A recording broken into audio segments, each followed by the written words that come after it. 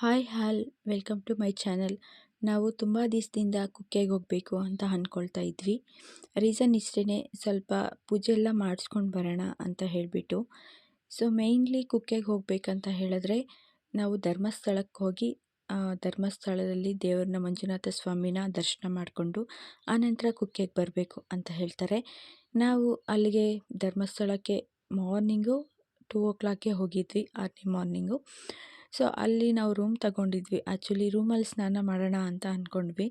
ಮತ್ತು ಹೊಳೆಯಲ್ಲಿ ಮಾಡಿದ್ರೆ ಪಾಪಗಳಿಂದ ಮುಕ್ತಿ ಪಡಿಬೋದು ಅಂತ ಹೇಳಿಬಿಟ್ಟು ಸೊ ಹೊಳೆಯಲ್ಲಿ ಬಂದು ಸ್ನಾನ ಮಾಡಿಕೊಂಡು ಆನಂತರ ನಾವು ರೆಡಿ ಆಗಿಬಿಟ್ಟು ಇನ್ನು ದೇವ್ರ ದರ್ಶನಕ್ಕೆ ಹೋಗಾಯಿತು.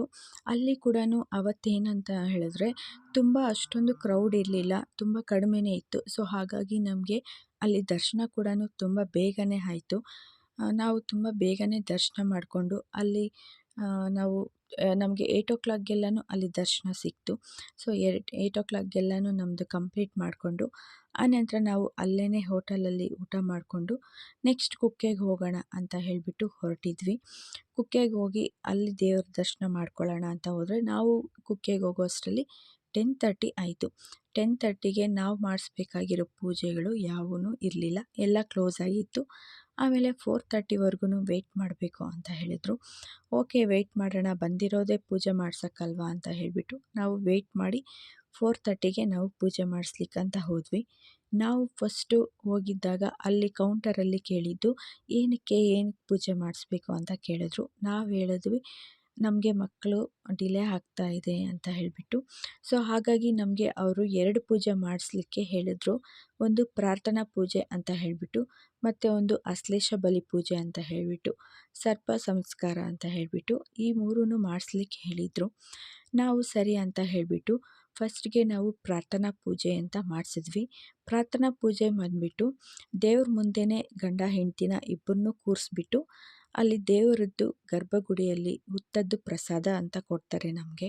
ಆ ಪ್ರಸಾದನ ಗಂಡ ಹೆಂಡ್ತಿ ಇಬ್ಬರೂ ಕೂಡ 9 ದಿನ ಇಲ್ಲ 12 ದಿನ ಅನಿಸುತ್ತೆ ಫ್ರೆಂಡ್ಸ್, ನಾನು ಕರೆಕ್ಟಾಗಿ ನೆನಪಿಲ್ಲ, ಮರ್ತೋಗಿದ್ದೀನಿ ಅದನ್ನು ಮಾರ್ನಿಂಗು ಇಬ್ಬರು ಗಂಡ ಹೆಂಡ್ತಿ ಸ್ನಾನ ಮಾಡಿಕೊಂಡು ಎಂಟಿ ಸ್ಟೊಮೆಕ್ಕಲ್ಲಿ ಹಾಲಲ್ಲಾಗಿರ್ಬೋದು ಅಥವಾ ನೀರಲ್ಲಾಗಿರ್ಬೋದು ಮಿಕ್ಸ್ ಮಾಡಿಕೊಂಡು ಅದನ್ನು ಕುಡಿಬೇಕು. ಆ್ಯಂಡ್ ಯಾರಿಗೇ ಆಗಿರ್ಬೋದು, ಇಲ್ಲಿ ಕುಕ್ಕೆ ಸುಬ್ರಹ್ಮಣ್ಯ ಸ್ವಾಮಿ ಮೇಯ್ನಾಗಿ ಏನಕ್ಕೆ ಫೇಮಸ್ ಅಂತ ಹೇಳಿದ್ರೆ ಎಲ್ಲರಿಗೂ ಗೊತ್ತೇ ಇರುತ್ತೆ. ಸೊ ಸರ್ಪದೋಷ ಆಗಿರ್ಬೋದು, ಹಾಗೆಯೇ ನಾವು ಏನಾದರೂ ನಮ್ಮ ಕುಟುಂಬದವರು ಸರ್ಪಕ್ಕೆ ತೊಂದರೆ ಕೊಟ್ಟಿರೋದಾಗಿರ್ಬೋದು, ಆ ಥರ ಇದ್ದಾಗ ನಮಗೆ ಮದುವೆ ಆಗಿರ್ಬೋದು, ಇಲ್ಲ ಸ್ವಲ್ಪ ಕೆಲಸಗಳಾಗಿರ್ಬೋದು, ಮದುವೆ ಆಗಿರ್ಬೋದು, ಇಲ್ಲ ಸಂತಾನ ಆಗಿರ್ಬೋದು, ಎಲ್ಲನೂ ತುಂಬ ಡಿಲೇ ಆಗ್ತಾ ಇರುತ್ತೆ. ಮತ್ತು ಚರ್ಮ ಕೂಡ ಕೆಲವ್ರಿಗೆ ಏನೋ ಒಂಥರ ಮಚ್ಚೆಗಳ ಥರ ಬಂದಿರತ್ತಲ್ವ. ಸೊ ಅದು ಕೂಡ ಸ್ಕಿನ್ ಪ್ರಾಬ್ಲಮ್ಸ್ಗೆ, ಎಲ್ಲ ಥರದ ಪ್ರಾಬ್ಲಮ್ಸ್ಗೂ ಇಲ್ಲಿ ಒಂದು ಸೊಲ್ಯೂಷನ್ ಸಿಗತ್ತೆ ಅಂತ ಹೇಳಿಬಿಟ್ಟು ಈ ದೇವಸ್ಥಾನಕ್ಕೆ ತುಂಬಾ ಹೆಸರುವಾಸಿ ಇದೆ.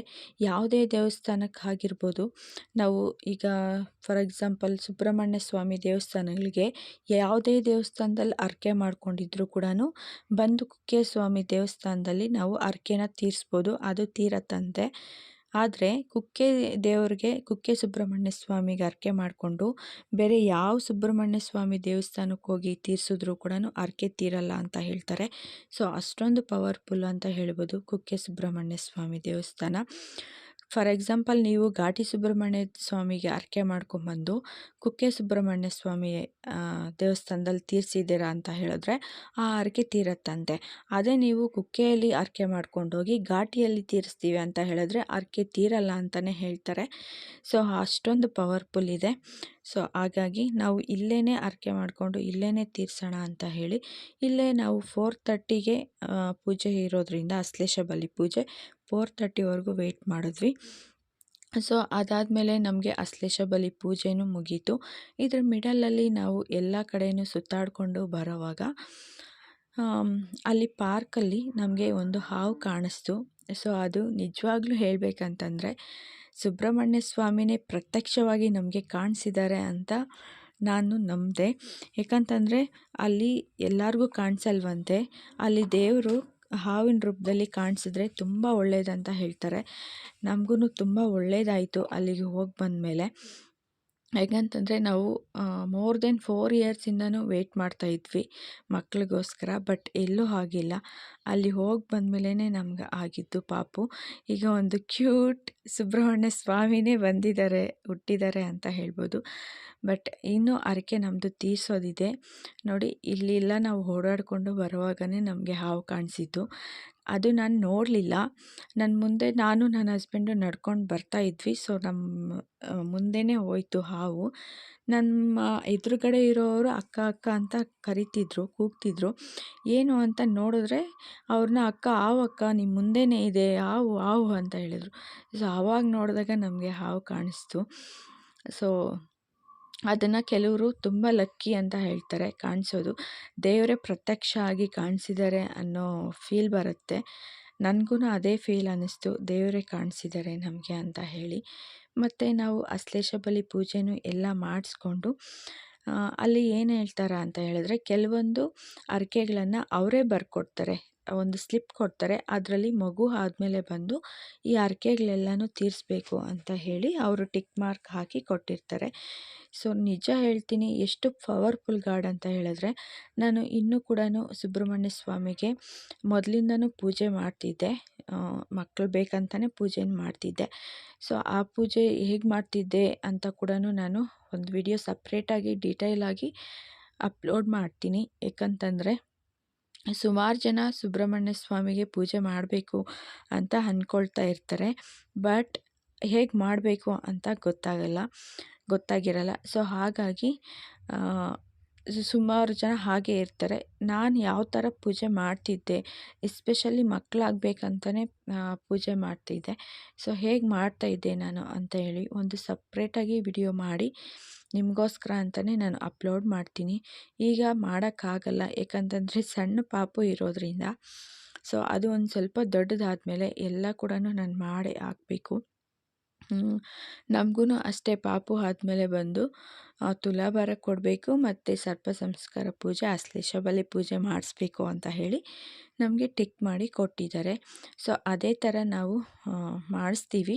ಈಗ ಪಾಪು ಒಂದು 3 ಮಂತ್ ಪಾಪು ಆಗಿರೋದ್ರಿಂದ ತುಂಬ ಸಣ್ಣ ಪಾಪು ಅಲ್ವಾ, ತಗೊಂಡು ಜರ್ನಿ ಮಾಡೋಕ್ಕಾಗಲ್ಲ ಅಂತ ಹೇಳಿಬಿಟ್ಟು ನಾವು ಪಾಪುಗೆ 1.5 ಇಯರ್ 2 ಇಯರ್ಸ್ ಆ ಥರ ಆದಮೇಲೆ ಹೋಗೋಣ ಅಂತ ಹೇಳಿ ನಾವು ಸೈಲೆಂಟಾಗಿದ್ದೀವಿ ಅಷ್ಟೇ.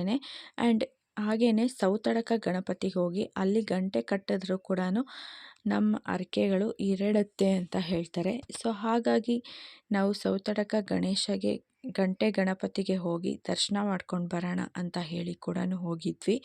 ಆ್ಯಂಡ್ ನನಗೆ ಅಲ್ಲಿ ತುಂಬ ಏನಪ್ಪ ಇಷ್ಟ ಆಗಿತ್ತು ಅಂತ ಹೇಳಿದರೆ ಅಲ್ಲಿ ನೇಚರ್ ಅಂತೂ ಸಕ್ಕತ್ತಾಗಿ ಇಷ್ಟ ಆಗುತ್ತೆ.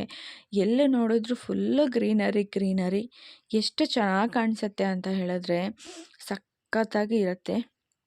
ಸೊ ನನಗೆ ಮಂಗಳೂರಿಗೆ ಹೋಗ್ದಾಗೆಲ್ಲನೂ ಸೊ ನನಗಿದೇ ಇಷ್ಟ ಆಗುತ್ತೆ, ಫುಲ್ ಗ್ರೀನರಿನೇ ಇಷ್ಟ ಆಗುತ್ತೆ. ಸೊ ಹಾಗಾಗಿ ನಾವು ನೋಡಿ, ನನಗೆ ಟ್ರಾವೆಲ್ ಮಾಡೋವಾಗ ನನಗೆ ವಿಡಿಯೋ ಮಾಡ್ಕೊಂಡೋದೇ ಒಂದು ದೊಡ್ಡ ಖುಷಿ ಆಯಿತು. ಯಾಕಂತಂದರೆ ಇಷ್ಟು ಚೆನ್ನಾಗಿರೋ ಗ್ರೀನರಿ ನಮ್ಮ ಕಡೆ ನೋಡೋಕ್ಕಾಗಲ್ಲ. ಸೊ ಹಾಗಾಗಿ ನನಗೆ ಸಖತ್ ಇಷ್ಟ ಆಯಿತು. ಆ್ಯಂಡ್ ನಾವು ಕೂಡ ಅಲ್ಲಿ ಸೌತಡಕ ಗಣಪತಿಗೆ ಹೋಗಿ ಪೂಜೆ ಮಾಡಿಸ್ಕೊಂಡು ನಾವು ಗಂಟೆ ಕಟ್ಟೋಣ ಅಂತ ಅಂದ್ಕೊಂಡ್ವಿ. ಅಲ್ಲಿ ಕೆಲವು ಜನ ಏನು ಹೇಳಿದ್ರಂದರೆ, ಹರಕೆ ಮಾಡ್ಕೊಂಡು ಹೋಗಬೇಕು, ಆನಂತರ ಬಂದು ಹರಕೆ ನಿಮ್ಮದು ತೀರತ್ತಲ್ವ, ಆಮೇಲೆ ಬಂದು ನೀವು ಇಲ್ಲಿ ಗಂಟೆ ಕಟ್ಟಬೇಕು ಅಂತ ಹೇಳಿದರು.